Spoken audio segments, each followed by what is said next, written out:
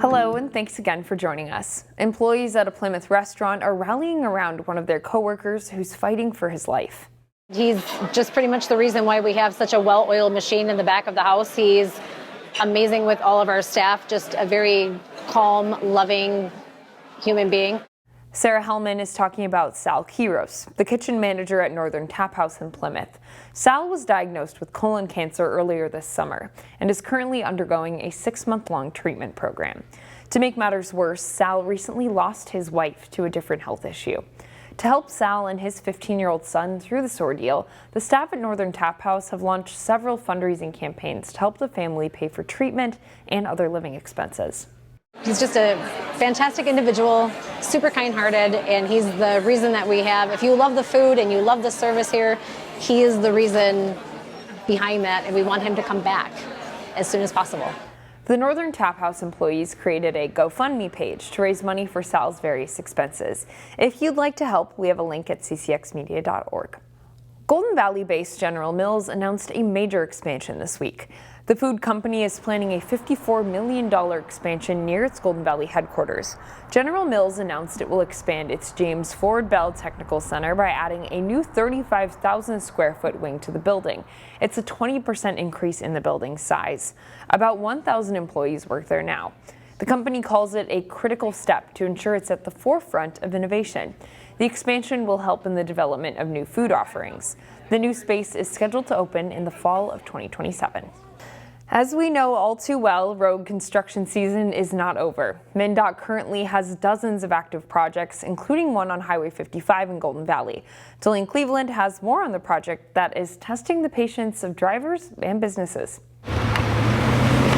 Road construction is a sign of progress, and in Golden Valley, crews are hard at work making a number of improvements on Highway 55 to enhance safety, improve accessibility, and repair a nearby bridge. But in doing so, MnDOT has reduced traffic to one lane in both directions between Highway 100 and Penn Avenue.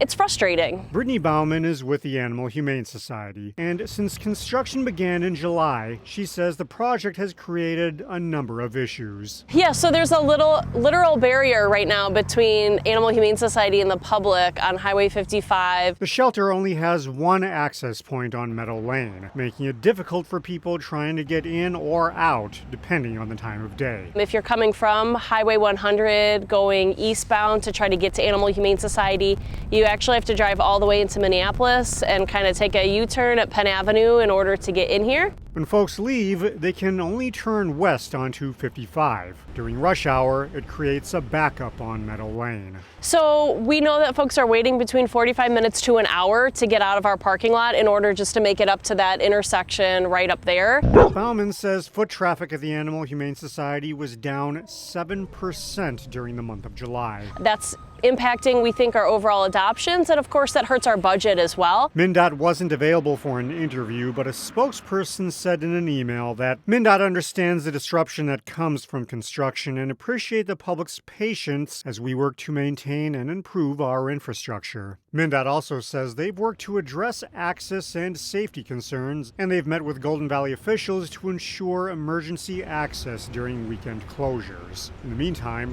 folks at the Animal Humane Society hope the construction won't deter people from visiting. We appreciate everybody's patience, and we're hoping that just because you see those barriers, don't think we're closed. We are still open. You can still come out. That's Delaney Cleveland reporting. Construction on the 55 project is expected to wrap up by the end of October. The Minnesota State Fair ends every year on Labor Day, and a local artist with a Golden Valley studio has been a crowd favorite. I share how Adam Turman's booth is back and bigger than ever. If you stop at the State Fair Grandstand this week, oh my gosh, it's craziness. The line always goes out the door. you might recognize a few of these prints, I can help. Who's next? or at least the style. It's uniquely Minnesota. Shopper Matt Pekarek is certainly a fan of the graphics on display. and he has the t-shirt haul to prove it. And I absolutely love the pop of color and the style and just bringing everything about Minnesota into the artwork. So we have ugly sweaters this year, which I actually don't think are ugly. I think they're pretty cool. This is the work of local artist Adam Turman. This is newly expanded, and I'm really excited about it. He's had a booth at the fair since 2017. We've got little chocolates that are in the shape of Minnesota. This year is his biggest display yet. We've taken up a huge amount of space. It's really fun, and people get to come in and enjoy, and people walking in already. It's going to get crazy in here. It's really fun. Turman's pieces are very Minnesota-centric, especially his fair displays. We've got Babe and Hot Dish Girl, we've got Paul Bunyan, and we've got Fairchild, and they're all riding the Space Tower. This is the new art this year. It's keeping him and Team Turman $13, so I owe you $7. busy. We've been here for 8 years, loving it. He must be doing something right.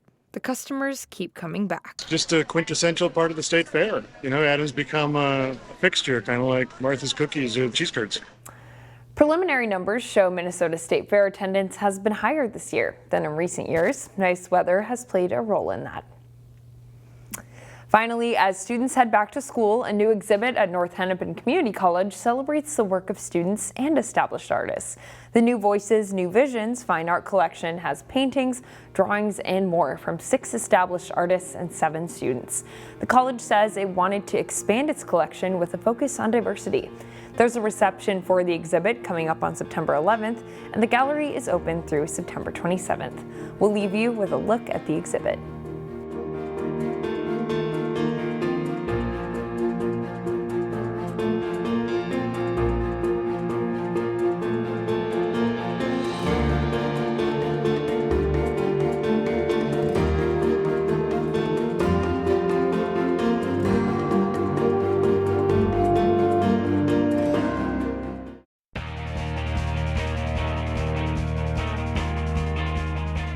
This weekend on CCX, you can tune in for our 2025 CCX Sports Hall of Fame special. 4 new members who made their mark on high school sports in the area are being inducted. Here's Jay Wilcox with the story of one of them, an all-time great at Maple Grove High School. He was a 2-sport standout at Maple Grove and went on to have a strong college career in the Big Ten. We welcome 2017 Maple Grove graduate Brad Davison to our Hall of Fame.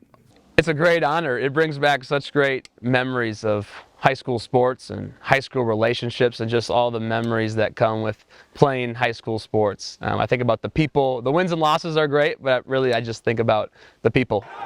Davison was a standout point guard for Maple Grove, earning all-conference honors 4 seasons in a row for the Crimson. He's far and away the school's career scoring leader with 2,300 points and also leads in career assists and steals. Davison has 6 of the top 9 scoring games in Crimson history, topping 40 points 3 times.